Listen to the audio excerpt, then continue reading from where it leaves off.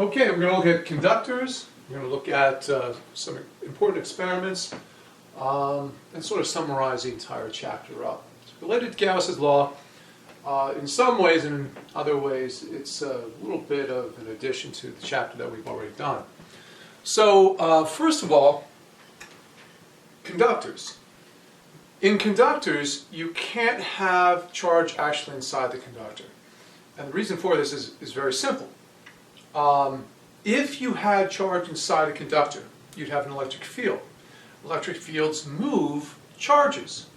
So what would happen is, even if you distribute the charge within a conductor, the field lines would move the charges until they couldn't have any place to go. And that puts the charge on the surface.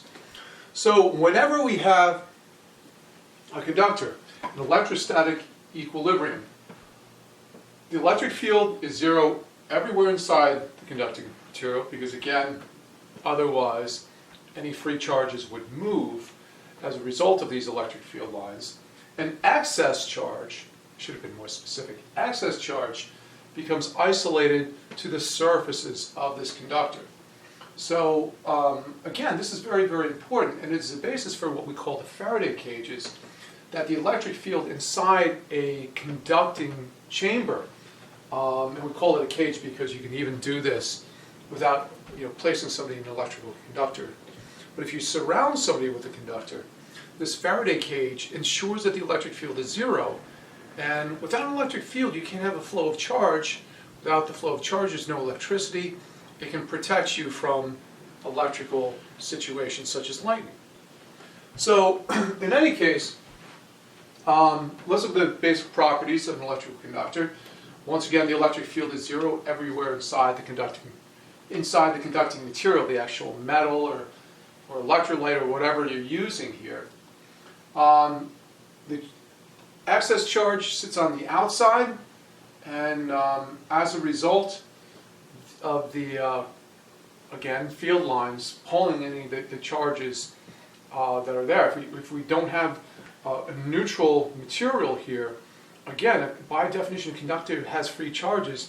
These free charges will move as a result of those field lines. So in this case, let's take a look at what we have. Let's say we have some negative electrons right here. What we notice here is if our electric field were slightly off the normal, that would actually cause the charges to move, and that would bring the electric field line in a different direction. So the third property that we have here is that electric field lines are always perpendicular to the surface of the conductor. Because once again, if the field line had a slightly positive X component to it, that would create a negative X component on the negative charges. And again, it would make this area more positive. It would cause the electric field lines to stand up and point perpendicularly. We can actually see this in this diagram right here. Sort of interesting because it's also true for magnetic materials. But with charged objects, if you take dielectric materials to trace the field lines, you can clearly see that the field lines are always perpendicular to the surface. So this brings up the fourth property.